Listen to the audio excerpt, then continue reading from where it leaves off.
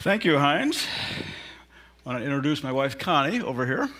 She traveled to the Galapagos as well. So I think we have an image, and looks like we're going. Okay. The title of today's program is Voyage to the Galapagos. And it's Galapagos. That's the correct way to say it, I think. And yes, the colors of this slide are significant because the islands of the Galapagos were all born of volcanic fire, red-hot molten lava, which solidified into black rock.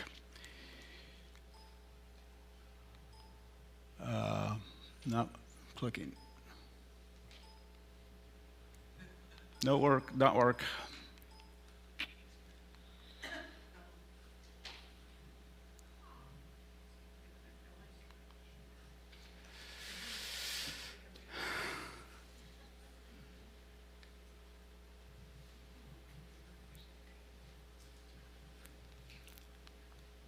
Working. Okay. Galapagos is inextricably linked to this man, Charles Darwin. He visited the islands in 1835, and even as a kid, I knew the Galapagos were Darwin's islands, and studying biology in college only solidified that belief.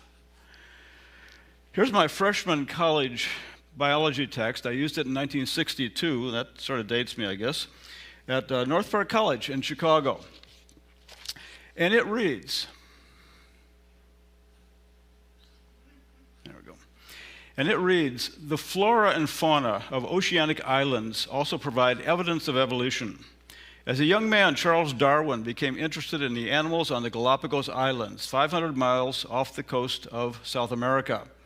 He found that 23 of the 26 species of land birds on the islands were peculiar to the archipelago, yet they were all obviously related to the birds of South America.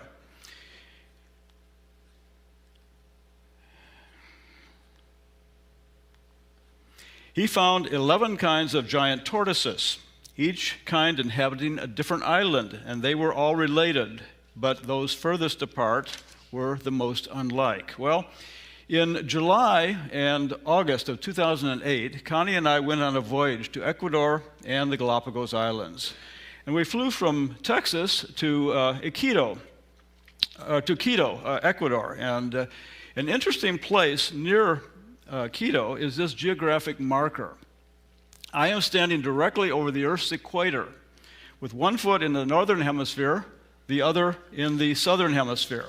And the Galapagos Islands are similar in that they also straddle the equator, some being in the northern hemisphere, but most in the southern.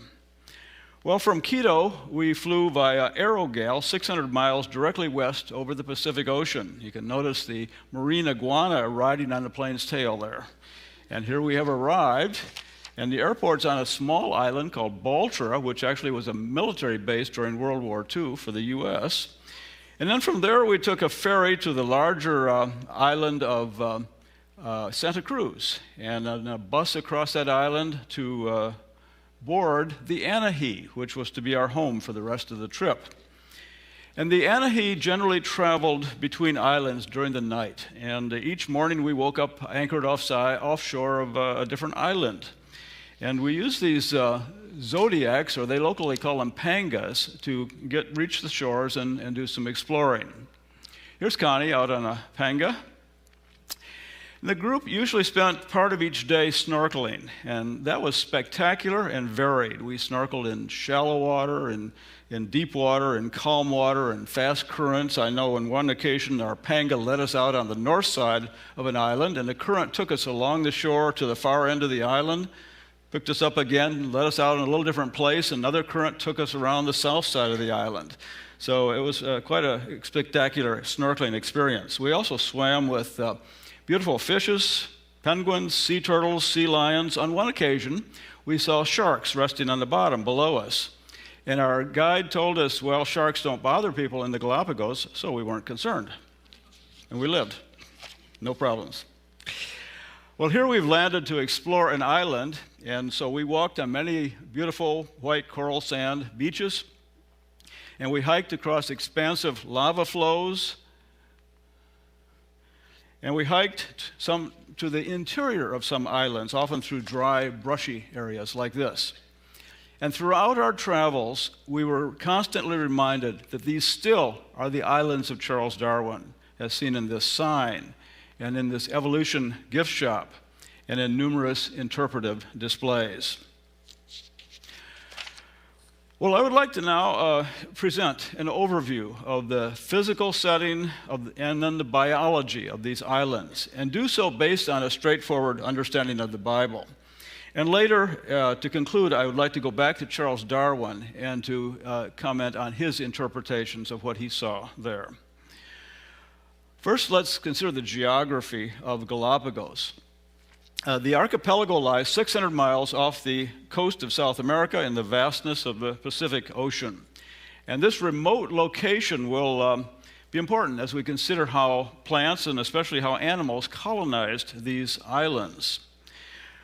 Recall also that the Galapagos, the equator goes right through the Galapagos. And the islands consist of 13 so-called large islands, none of them are terribly large, and 6 small islands, and then there's a whole bunch of islets and little exposed rocks and reefs and various things.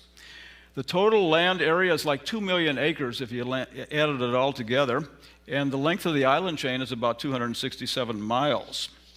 And all these islands in the Galapagos were originally given English names by English explorers.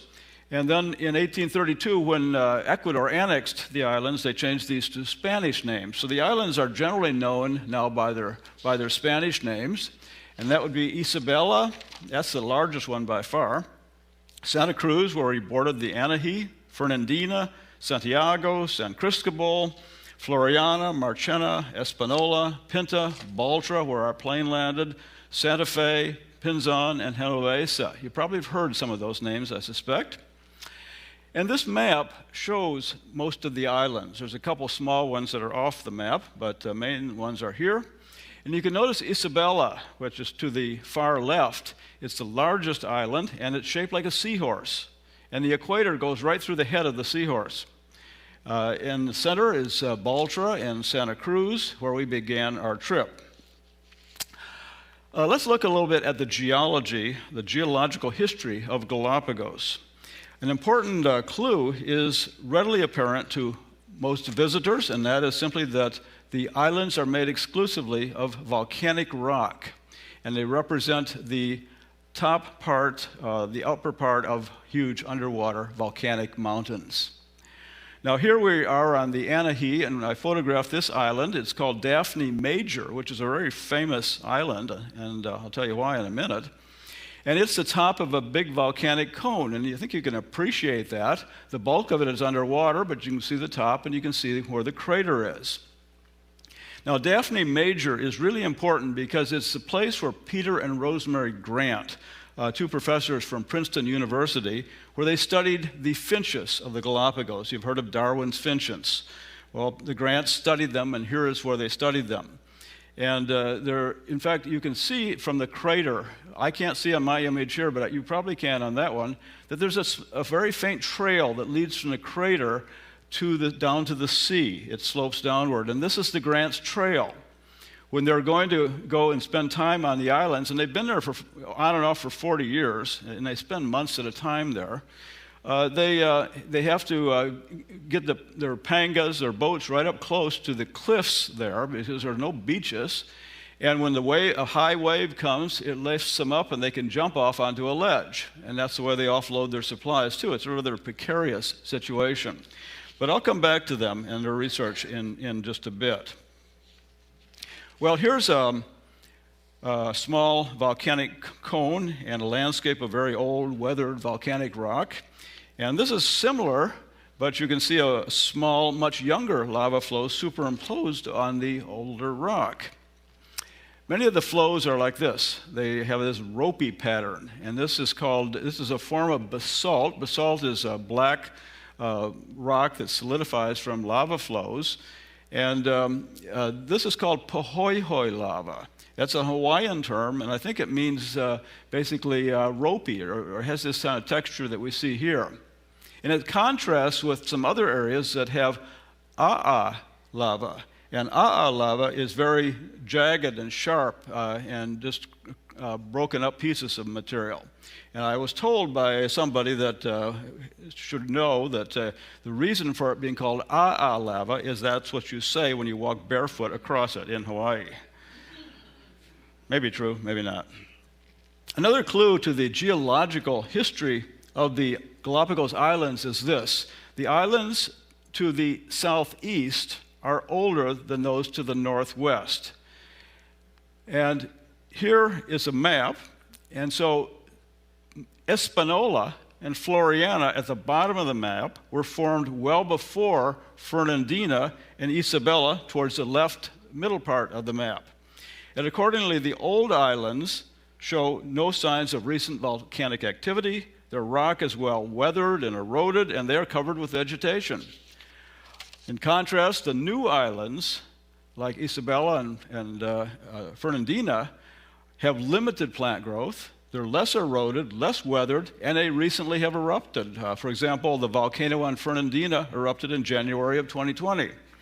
So what is the reason for these observations? And the answer is that Galapagos is moving on the Nazca tectonic plate directly over a hotspot.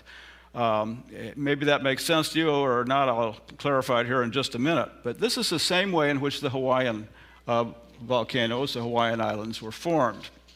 So here we see that explanation depicted.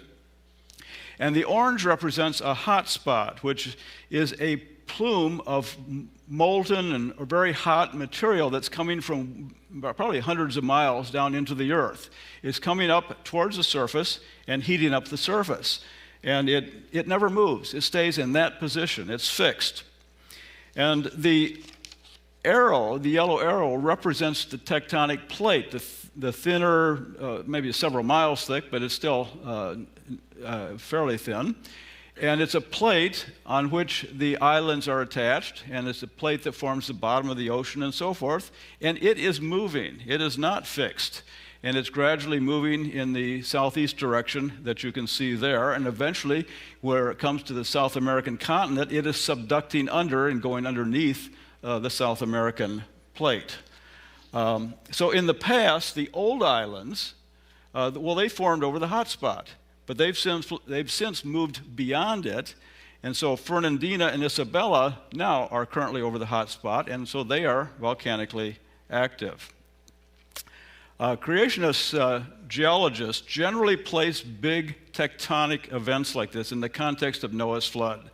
For example, you've probably heard of the theory of plate tectonics or the creationist view of catastrophic plate tectonics, which postulates, the latter view postulates that during the flood, tectonic plates moved rapidly, and they were part of the mechanism which caused the flood to occur as it did. And that's a very interesting model for how the flood operated. The secular view is that the plates have always moved very slowly the way they do now. Currently, the plates move sort of like your fingernails grow. Maybe it takes a year or two, they moved couple 3 inches. So it's just a very slow movement. But again, the creationists say they were fast during the flood and have slowed down to just the little bit of movement we now see.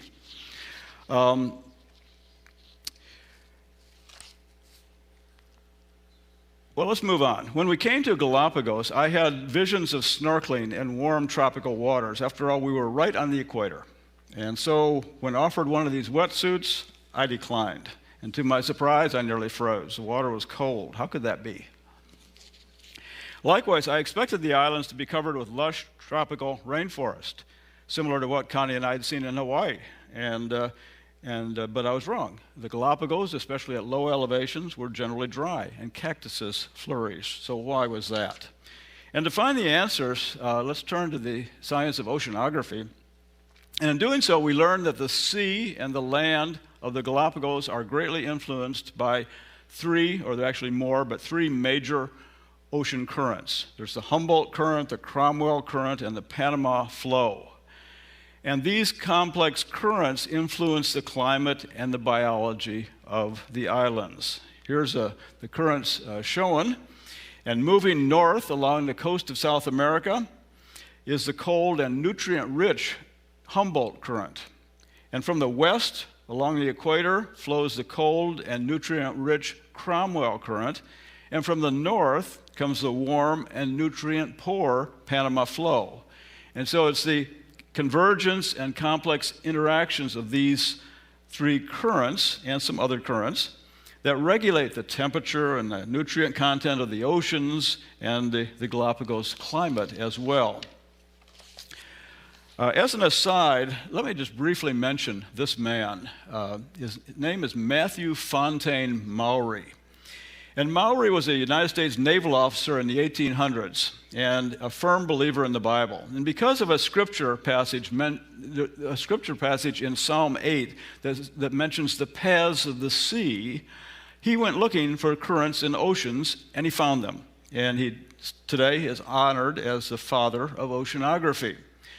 Well, Mowry, I bring him up partly to quote from him because he has a wonderful description of an ocean current. Now, this is not a Galapagos current, but the Gulf Stream, which crosses the Atlantic Ocean. So let me just read it for you. He says there is a river in the ocean. In the severest droughts, it never fails, and in the mightiest floods, it never overflows. Its banks and its bottom are of cold water, while its current is warm. The Gulf of Mexico is its fountain, and its mouth is in the Arctic seas. And then he goes on to describe the ecology of the seas, also relevant to the Galapagos. The inhabitants of the ocean are as much the creatures of climate as are those of the dry land. For the same almighty hand which decked the lily and cared for the sparrow fashioned also the pearl and feeds the great whales, and adapted each to the physical conditions by which his providence has surrounded it. I believe Matthew Mowry, who never saw the Galapagos, would certainly have enjoyed a trip there. Briefly, let's mention the climate of Galapagos, because it's important as well. There are two seasons in Galapagos. There's a warm, wet season, January through June, in which the skies are generally clear, but there are frequent rainstorms, so the islands are green with vegetation. And then there's the cool and dry season, July to December, during which there's often just some thin cloud layer, but very little rain, or oftentimes no rain, for months at a time. Plant life at low elevation dries up, landscape turns brown. And interestingly, Darwin was there and visited the islands in the dry season, and we did as well. The climate of Galapagos is really complex, and I'm not going to try to describe it or discuss it greatly, but just the four factors that determine the climate are the ocean currents that I've just mentioned, and then the trade winds, which blow towards the equator and oftentimes push the currents along. And the elevation makes a difference in the plant life if you're at sea level or if you're in the higher mountainous areas of these islands. And then lastly, just to comment a little more on the last one, you've all heard of El Nino. It's a very poorly understood phenomenon. And in Galapagos, it causes drastic, and I mean drastic, oceanic and climatic changes. When we have an El Nino year or years, nutrient-poor water comes from the western Pacific and it spreads throughout the islands. Rainfall increases, plants flourish. But since the ocean now lacks nutrients, there are massive die-offs of animals that depend on the sea for food.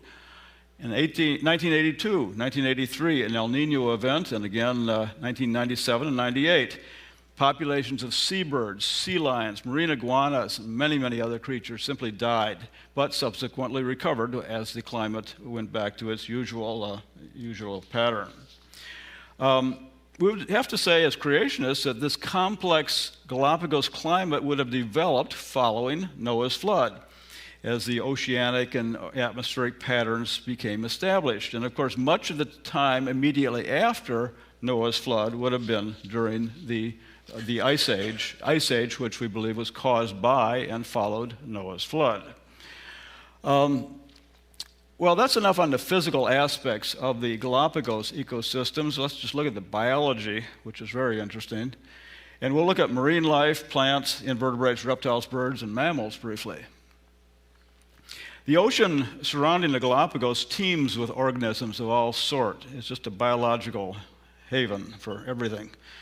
And we got a glimpse of that while snorkeling. These fish are called yellow-tailed grunts, and there's over 500 species of fish in Galapagos waters. And a major reason for this abundance is these cold Humboldt and Cromwell currents, which are just loaded with nutrients, and they support just a huge biomass of marine life, all the way from plankton, microscopic plankton, up to sperm whales, which are common in the Galapagos.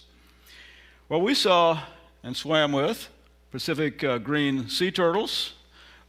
These animals live in the ocean, come ashore to lay their eggs. We found on the coral sand beach of Santa Cruz, we found some egg remains and some depressions where nests had been made.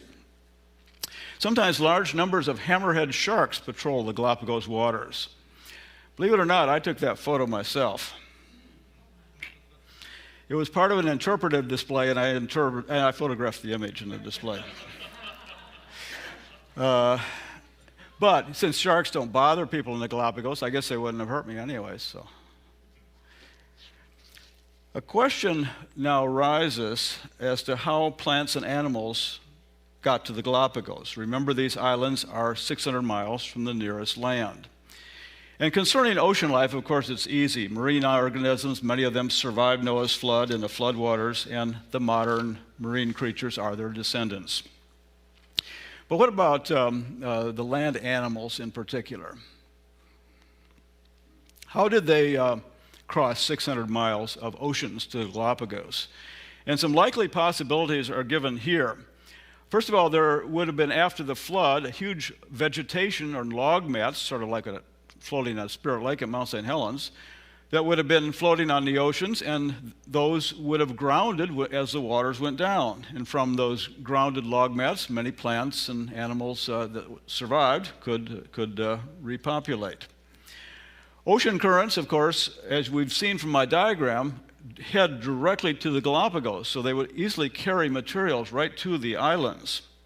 Certainly things could have traveled through the air, birds, bats, insects, seeds, spores, things of that sort, and certainly humans could have transported animals to the Galapagos accidentally, like the rats in a ship, or on purpose. Some people have speculated the giant tortoises were brought to the Galapagos for a food source there. Not sure if that's true or not, but it's been talked about. Well, it's extremely important. This is maybe my most important slide, and I want to explain it carefully. It concerns the created kinds, which is what's mentioned in Genesis. Everything is created according to its kind. And a synonym is baramins. A baramin comes from two Hebrew words, bara, meaning create, min or mean is kind. So these two terms mean the same thing. But many people think that creationists do not believe in any sort of change in plant and animal populations. That is, there's no formation of new adaptations, there's no new species formed, and so forth. But that's simply not true. Genesis tells us that God created various kinds of life, and doesn't say species. And these created kinds were to reproduce after their kind. In other words, one kind wasn't supposed to turn into another kind. Creationist biologists generally believe that each created kind was programmed with a wide range of capabilities, many of which were hidden perhaps, but kept in reserve for future use. And this is called mediated design. So in other words, when plants and animals would spread over the earth following creation, and especially following Noah's flood, as they went into new habitats, new climates, new areas, they would be able to make appropriate adaptations, adjustments, so they could survive in those places. If they were just rigidly fixed and could not change at all, well, they probably wouldn't survive. But the important point also is that these changes were strictly within the confines, the genetic confines of the created kind. No dinosaurs, for example, transitioned into birds as we're currently taught. So you can think of this modern biblical view as like an orchard. Darwin proposed that all life originated as a single spark of life and then developed over millions of years like a single tree. So all life is related to all other life. You're related to the plants and the fungi and everything else. But the creation view is that types, kinds, were created initially, so we don't have one tree, we have many trees like in an orchard. And to the right there, you can see the dog kind. That was the created kind. And over time, as you ascend that little tree, you find we have wolves and different species of foxes and coyotes, and finally the breeds of dogs that humans have produced, and so forth. And on the other trees, we have the bat kind. There's 1,000 species of bats in the world today. And we have the bear kind and the cat kind. And then we could go on and put in the birds and the reptiles and the amphibians and even the plants and everything else. So this portrays life as being clumpy, as being groups, usually what we call families of organisms, and that they were created that way and they have remained that way, but within their kind, they can make adjustments, changes, and so forth. And that's really important when you try to understand what Darwin said about the Galapagos Islands. I can even take a book, like here's a Eater's Guide to Mammals of Washington and Oregon. When I open up the book, I want to see what pattern we have in here. Well, here I open it up and there's weasel. Well, there's lots of weasels. Oh, I go further and there's foxes, or dogs, lots of dogs. Here's rodents, lots of kinds of rodents. In other words, the book is clumpy. It's arranged according to groups. That's what we see in the natural world. That fits perfectly with the creation account in Genesis of things being created as kinds, but change is possible within those kinds. So, important point. Now, all the land surfaces in the Galapagos were at one time newly formed volcanic rock, totally devoid of life. Then, gradually, plants, animals, other organisms colonized these areas. For the old islands, like Hispaniola, Floriana, that occurred thousands of years ago, but for others, like Fernandina, Isabella, it's occurring today. And ecologists call the process I described primary succession, defined as the colonization by plants and animals of a surface that has previously never supported life, like a lava flow. Here we see some pioneering plants on old lava deposits. One very remarkable early colonist of lava flows is the lava cactus, shown here. It's found only in the Galapagos Islands. It's a small cactus, and it just thrives in these where there looks like there's nothing, no soil or nutrients or anything, but it does well. Cactuses are actually quite common in the Galapagos. That's a candelabra cactus. And that's a prickly pear cactus. Now, there's at least 6 species of prickly pear in the Galapagos. And you've probably seen prickly pear, and they probably don't look like that. But in the Galapagos, it's felt that there was some ancestral prickly pear cactus came to the island, maybe floated over there or something. But on different islands, different conditions have existed, and so the cactus have formed different types of prickly pear.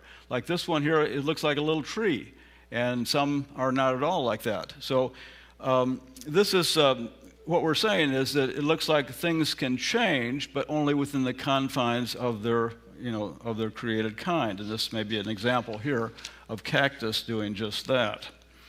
We visited Galapagos in the dry season, and things looked about like that, kind of dry and barren. And the low hills were like that. And in the wet season, and El Nino, they would be green. Well, not going to say much about plants, but here's 4 Galapagos wildflowers, and you'll notice they're all yellow. You might wonder, why is that? Well, here's why. The reason is the native carpenter bee is the major pollinator, and it seems that this bee only likes yellow.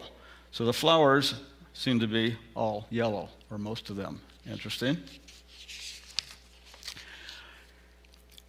While we're talking about invertebrates, just to mention a couple others, this is a colorful grasshopper called a painted locust. I thought he's quite a handsome grasshopper.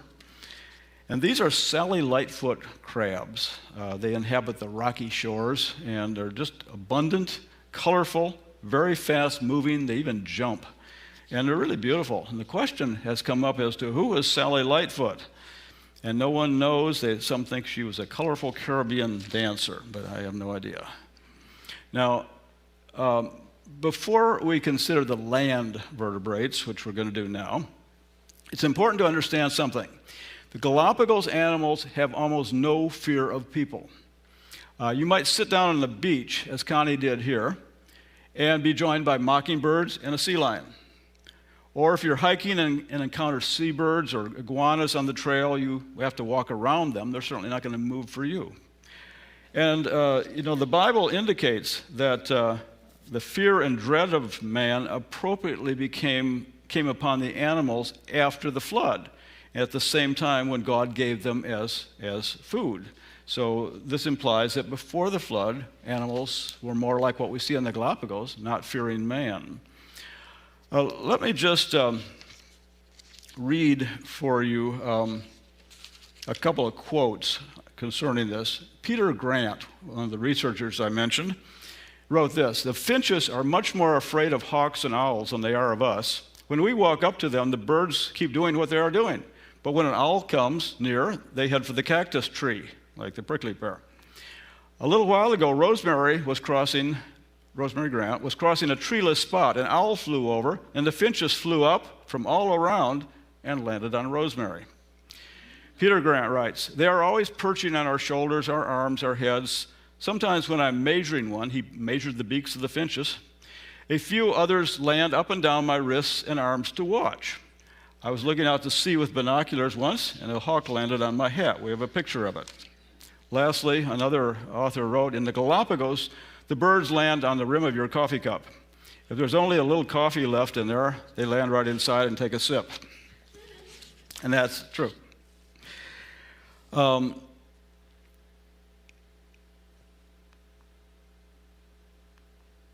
Now, here we have an interesting animal, and this is an iconic Galapagos reptile. It is the marine iguana. It lives on the shore. It feeds in the ocean. It's the world's only seagoing lizard, and it's endemic to the Galapagos, found nowhere else. Marine iguanas aggregate in colonies on the black rocky coasts. And in his diary, Charles Darwin called them imps of darkness. An imp is a mischievous devil. And he wrote that the rocks on the coast abounded with great black lizards between 3 and 4 feet long. It is a hideous-looking creature of a dirty black color, stupid and sluggish in its movements. Now, I would disagree with most of that. They're not stupid, they're not sluggish, and they're just different. But that was his opinion of it. Here is the food of the iguana.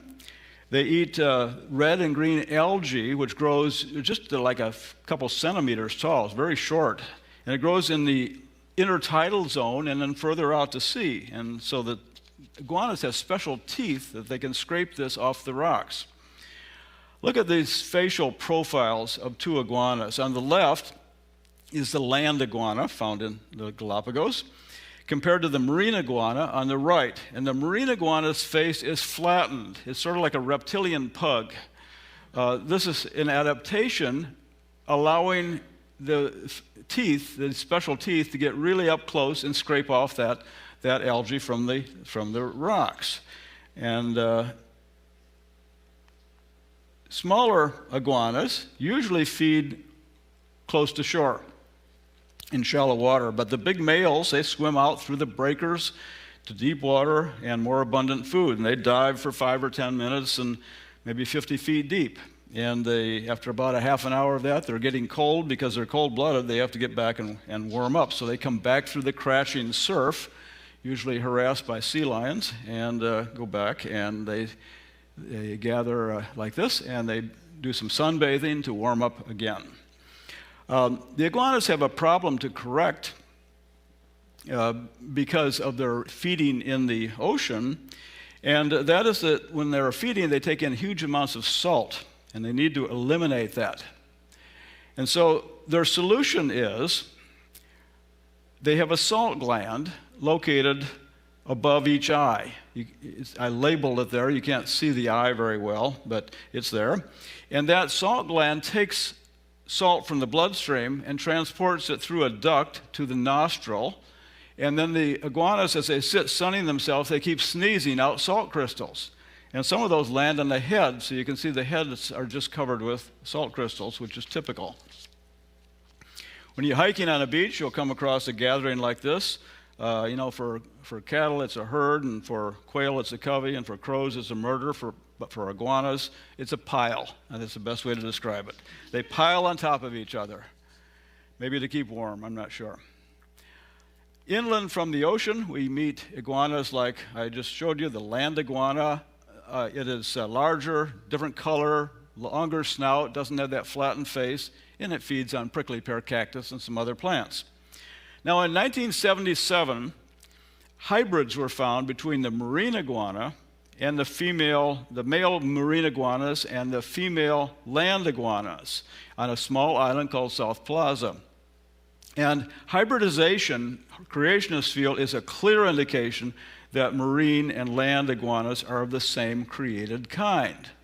And they're in the same baramen, in other words. Now, we didn't see a hybrid, but there's a photo of one. They're quite different, smaller, and they have bands on them. They're probably infertile, and they don't live very long, so they're not real fit.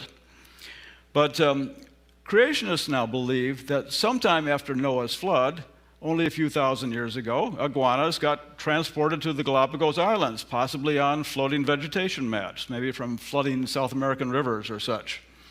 And then from these ancestral species arose the different iguanas that we see today in the Galapagos, which are listed here. There's some different species. From a creation point of view, hybridization between a land iguana and a marine iguana would be no surprise, because it hasn't been that much time between when they came and when they divided into the two types, and so they probably could hybridize.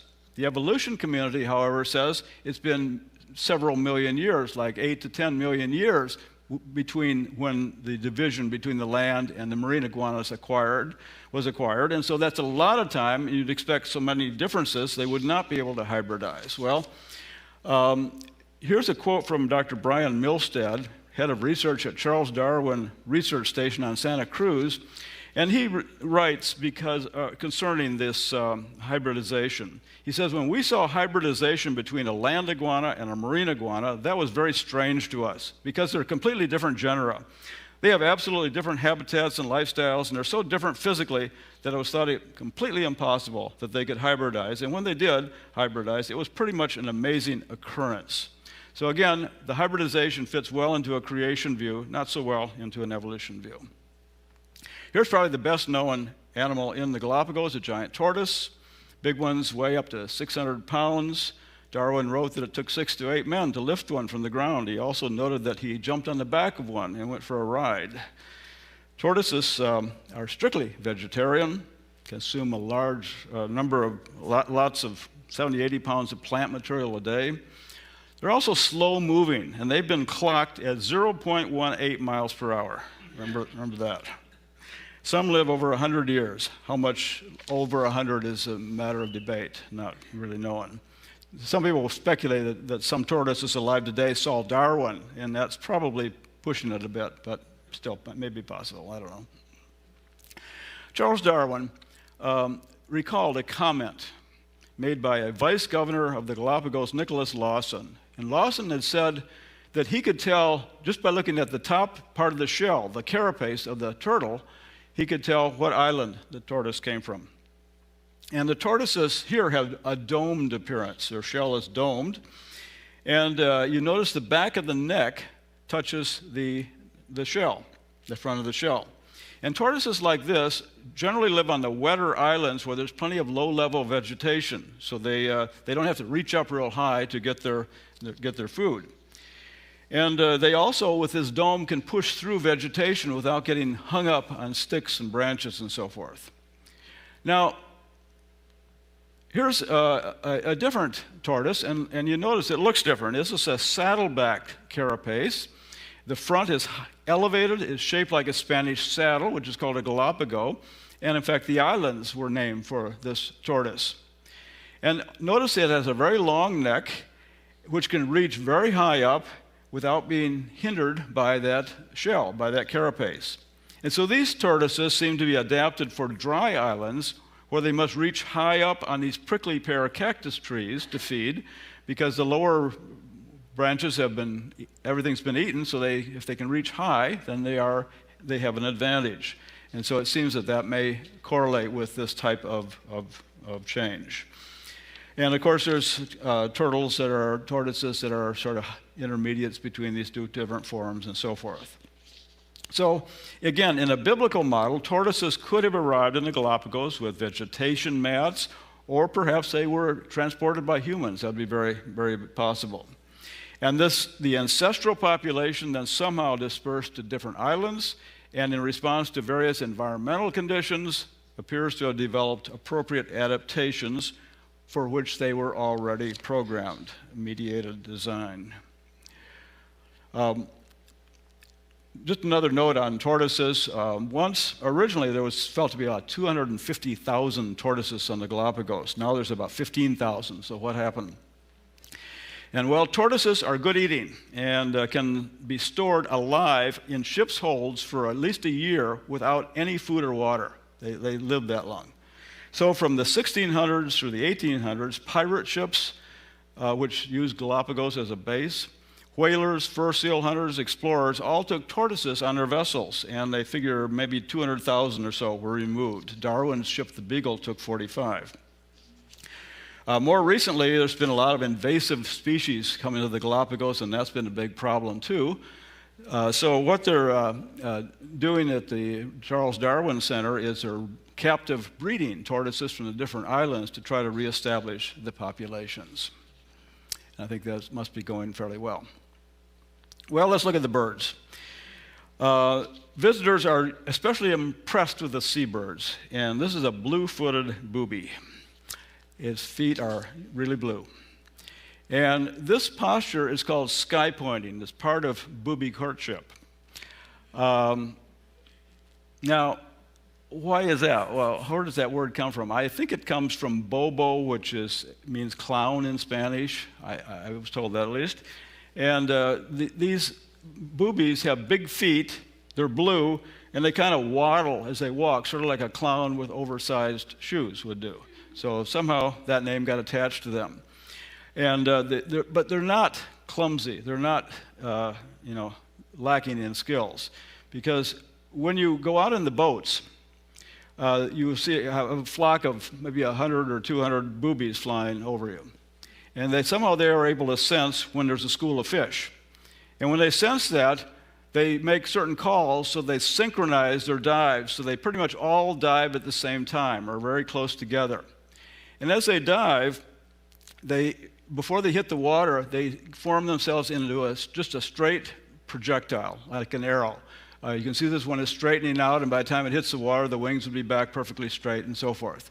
You might say, how fast do they come into the water? Well, they hit the water at 60 miles an hour. That ought to clear out the sinuses. That's amazing. But very, very amazing creatures. Here's a portrait I took. I said it's not hard to do wildlife photography in the Galapagos when they're so tame. But one thing to notice, no nostrils. So they breathe through the corners of their mouth, and that's probably an adaptation to diving and hitting the water at 60 miles an hour. You might recognize these birds. These are albatrosses. It's a species called the waved albatross. They're engaged in bill clacking, which is part of their courtship. You may remember from school the Rime of the Ancient Mariner by Samuel Taylor Coleridge about albatrosses in the South Seas. Here's a pair of albatrosses on their nest and their solitary egg, and after 2 months of incubation, their fuzzy-looking chick. The wings of an albatross are really long and narrow. They're gliders. They soar. They don't flap. And so they have a tough time taking off, and their landings are less than graceful. What do they do in the Galapagos? Well, they mostly take off here and just jump off the cliffs and go get airborne that way.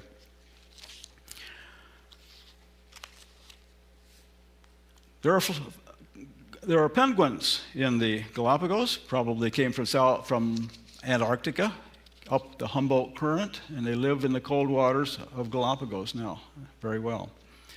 There are also other birds like this frigate bird, and amazingly, flamingos in places in the Galapagos. Amazing that we have penguins and flamingos in the same islands. This is the Galapagos hawk, perfectly tame. It's the main predator on the marine iguanas. And a bird that we saw most commonly, I think, is the Galapagos mockingbird. They're numerous, inquisitive, just downright nosy. And Darwin noticed that he shot mockingbirds from different islands, I think from 4 different islands. And after leaving Galapagos, he noticed something remarkable, and that his mockingbird specimens differed somewhat from island to island. It's the same theme. Island to island, the same type of organism has some differences. They've changed somewhat, and Darwin noticed that. Here's one of Darwin's famous finches, made more famous in our day by the book by Jonathan Weiner, The Beak of the Finch, A Story of Evolution in Our Time. And it's the account of Peter and Rosemary Grant, who studied finches on Daphne Major, which I showed you, that small volcanic island. And here's Grant's home away from home, where they would spend months at a time. They were, again, professors at Princeton. They banded, studied, measured every finch on the island, and there's hundreds of them. And they were, did some amazing studies. There are 13 species of finches, Galapagos, that are named Darwin's finches in these islands. The chart shows them as arising from common ancestors, some ancestral finches, and then they diversified and developed differences. Some of them have big beaks and some have little beaks, and that depends on what they eat on different islands. And so they are all finches, but yet they are different in many ways that benefits them in their particular habitat. The Grants found, for example, that on Daphne Major, the finches, they documented the beaks, the size of the beaks by measuring. And then there came a severe drought, like months long, no rain at all.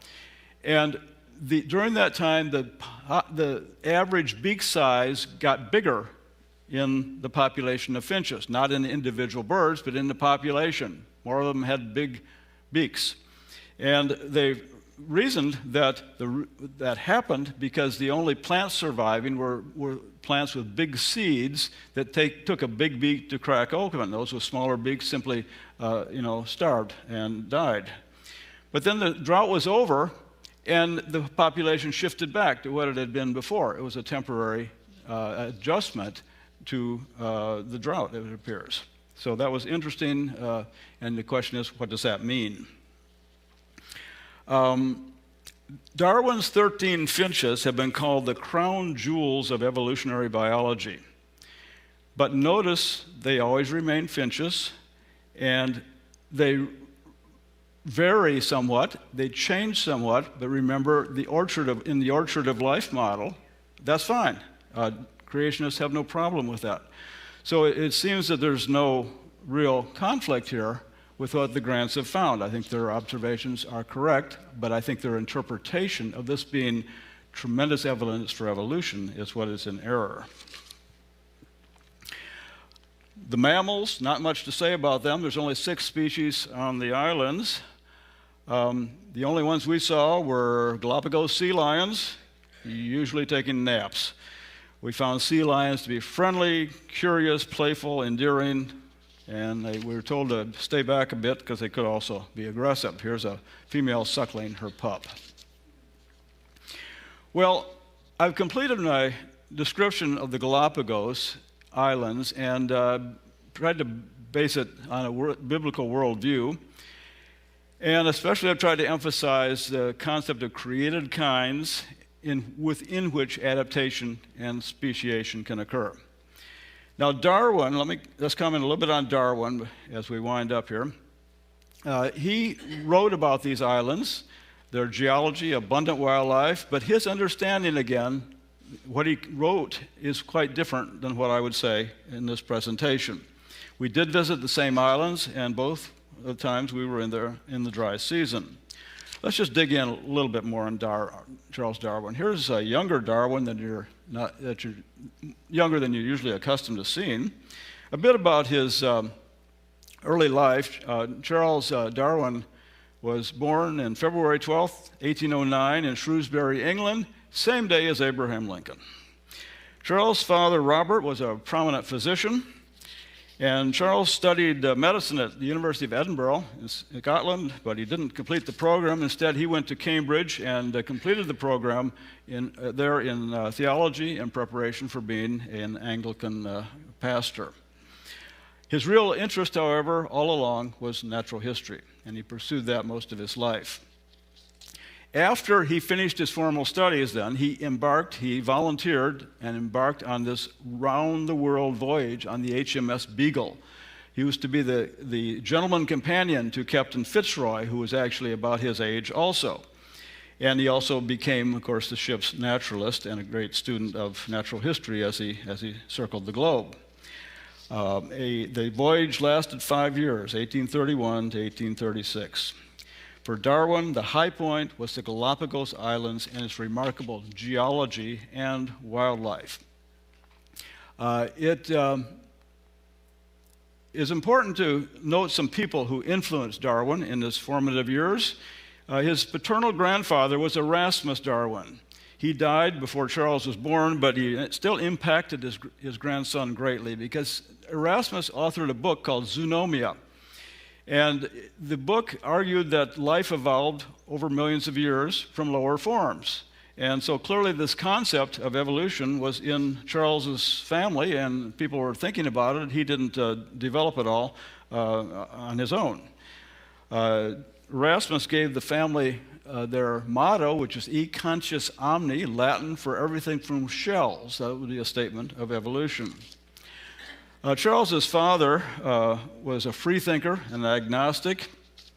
Other mentors in his university days of Charles Darwin would be Robert Grant, an atheist and evolutionist, Robert Jameson, who held to millions of years in evolution, and of a special importance would be Charles Lyell. He wrote a book called 2 volumes or 3, I think, maybe, Principles of Geology. And Darwin took that book with him on the Beagle. And this book said that in geology, everything happens slowly and gradually over millions of years. And it totally discounts, for example, Noah's flood. And so Darwin was digesting this as he sailed towards the Galapagos. A stated goal of Lyell was to free the science of geology from Moses. He wanted to get God out of the Bible, or out of geology. So with these and other influences, what was going on in Darwin's mind when he arrived at Galapagos? Well, he did think that Genesis was wrong in history and science. He did think that geological processes occurred slowly and gradually over millions of years. He was considering that species of organisms possibly developed by natural processes from lower forms. And he also believed the Bible taught the fixity of species. In that day, the church held to nothing changes, and Darwin recognized things do change. And so Darwin was right in that observation, but the Bible does not insist that we discount any change or any development of adaptations. It's not something required in Scripture.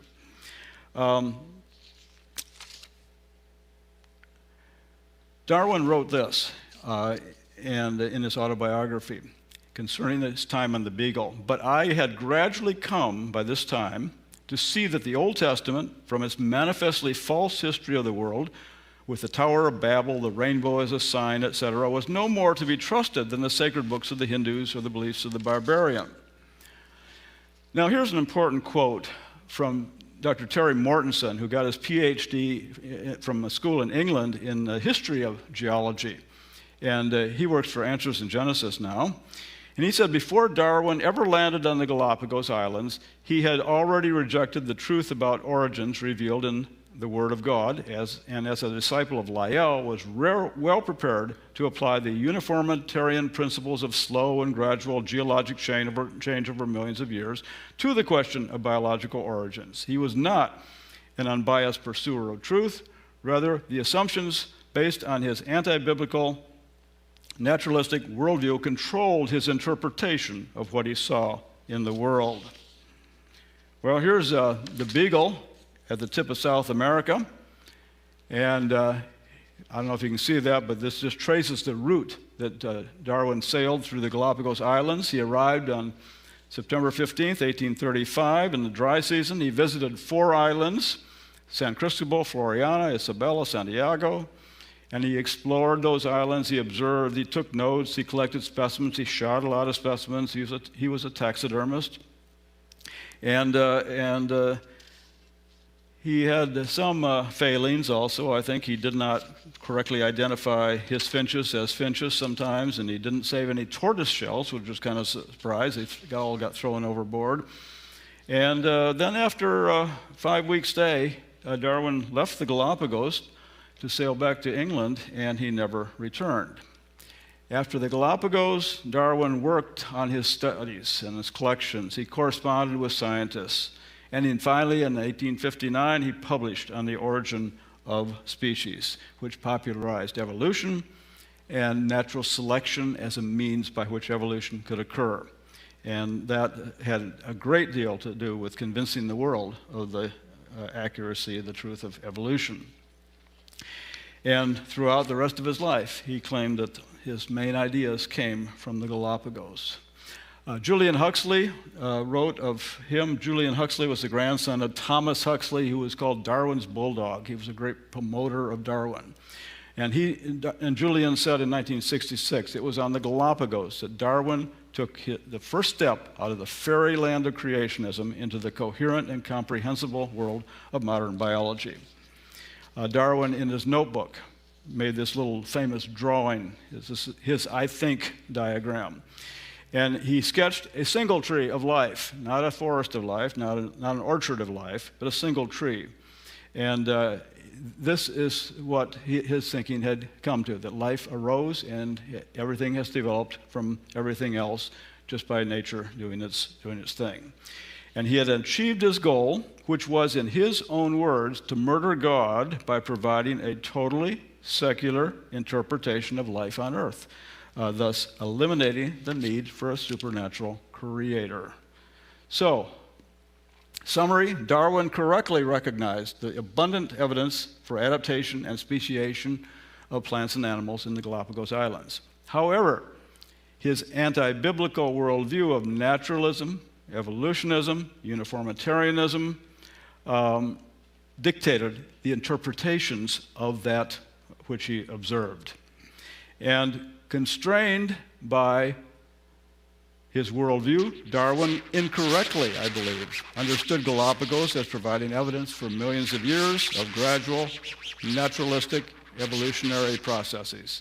And subsequently, he convinced, of course, the world in large part of those beliefs. So in reality, I would say, the Galapagos Islands are best seen in the context of a biblical creation flood model of Earth history. Rather than being a great laboratory for the study of evolution, Galapagos is a magnificent showcase for creation and the flood.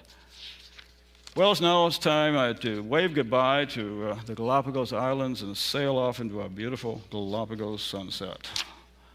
Thank you.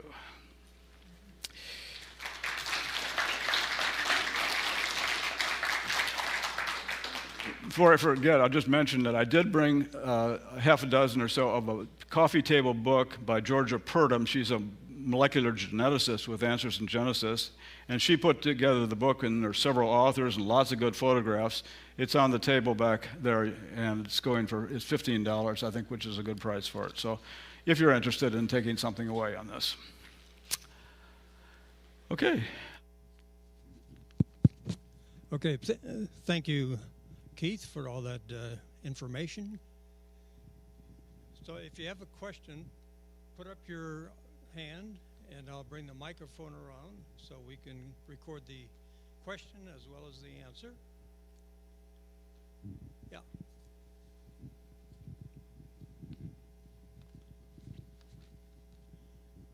Keith, I have a quick question. Are there any creation-minded tours being led to the Galapagos?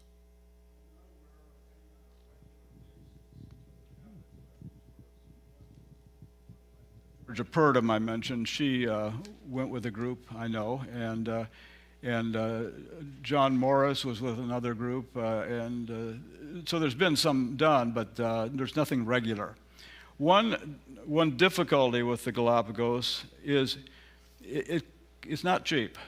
It's a fairly costly trip, and you can't just go by yourself and wander around. You have to go with a group. You have to have a guide with the National Park Service of Ecuador going with you to guide you around, and you need a boat. So I mean, it's a little more complex than maybe the average tour. But it would be great. I'd love to get everybody over there. Look at it. It's a fantastic place. How big was your group then? How big was your group? How many people? We went, Connie arranged it with a secular organization, and we had, what did we have, 20, 30? Something like that, yeah. And we had a smaller, the Anahe was not a big boat. It was a catamaran. It wasn't huge. And I know, like, National Geographic comes by with these big vessels, which I wouldn't suggest. It was a nice size, nice, comfortable size. Other questions anybody might have on this? Yeah.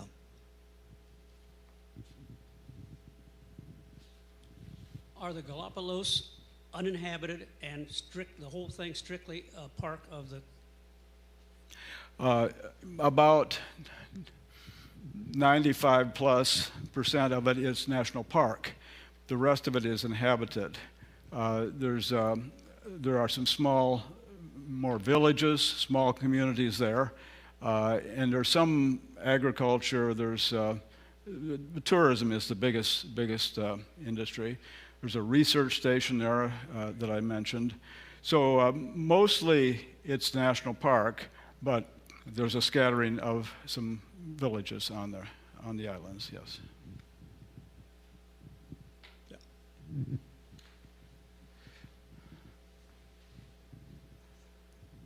Can you talk a little bit more about the hot spots underneath the tectonic plates and what would cause the plates to move quickly after the flood as compared to now? Well, the secular view, of course, is that we have hot spots like Yellowstone.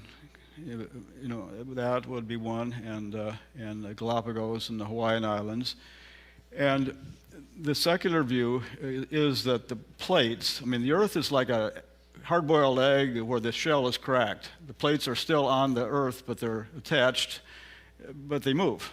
And the secular view is that since the plates are moving very slowly now, very slowly, like your fingernails grow, the belief is that that's the way they've always moved, and so it's been taken millions of years for the plates to move. The creation view is generally called catastrophic plate tectonics, in that which says that no, the plates formed perhaps at the onset of the flood and moved rapidly during the flood, even with the movement of continents. We've talked about continental drift. Well, this is continental sprint, rapid movement, and then at the end of the flood, things slowed down so now we see just a little remnant of movement that, so it's a view of catastrophism relating to the flood versus uniformitarianism, taking the present rates and extrapolating back millions of years, saying it never moved fast. So I don't know if that answers that. And the hot spots, again, both groups would believe we have hot spots in various places of the Earth that have formed geologic features like volcanoes.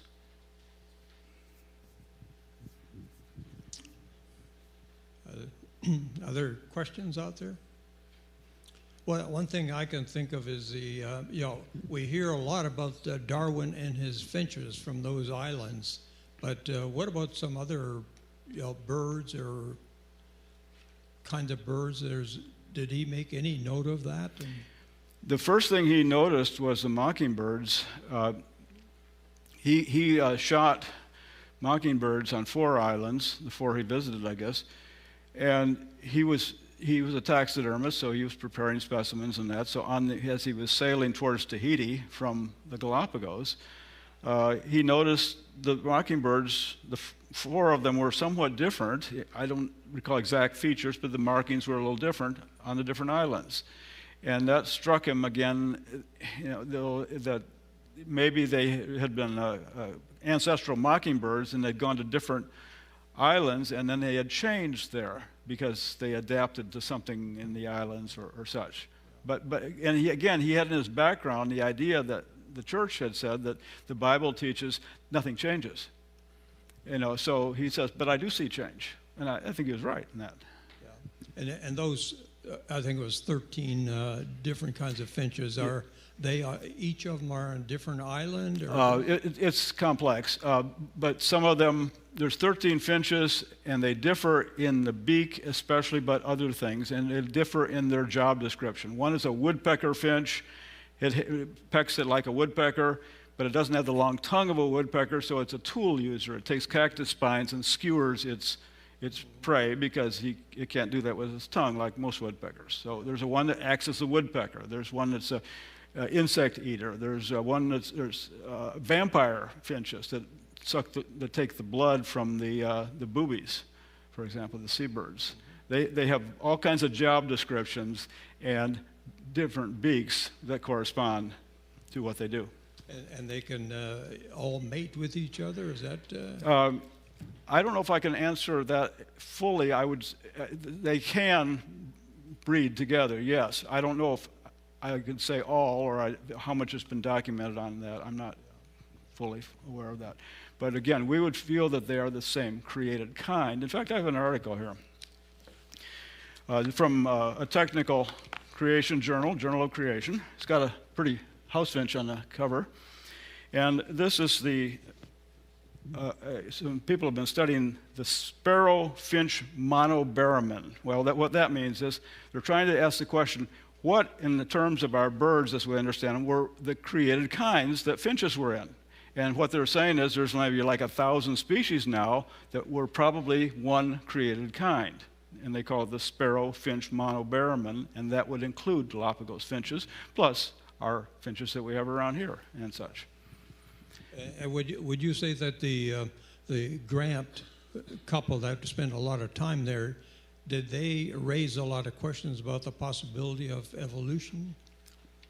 They were convinced evolutionists from the get-go. I mean, they studied in schools. They had no doubts about evolution, I'm sure. So they were very much, their thinking was programmed to think like an evolutionist. So they were not looking for evidences of creation at all, and they would not interpret anything that way. They were looking for evidences of evolution, and they did find this change, which is interesting, and I think the change is probably accurate and correct, but their interpretation was driven by their worldview, and it's the wrong worldview. It changed both ways, smaller beaks and larger beaks. Yes, and it wasn't the onward and upward progression. It was an adjustment to a drought and then a readjustment back to more normal conditions. Yes. Right. Mm-hmm. Yeah.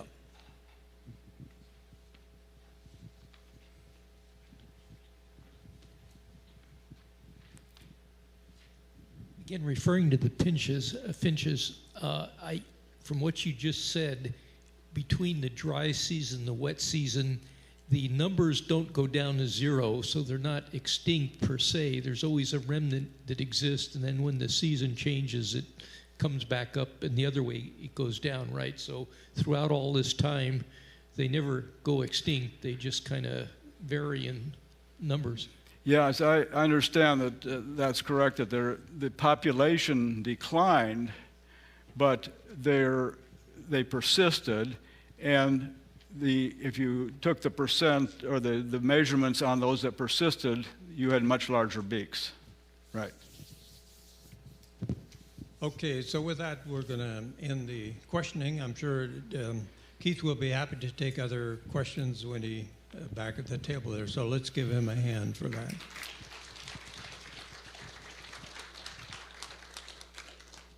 So just to wrap up, to remind you, if we could bring that this slide up here.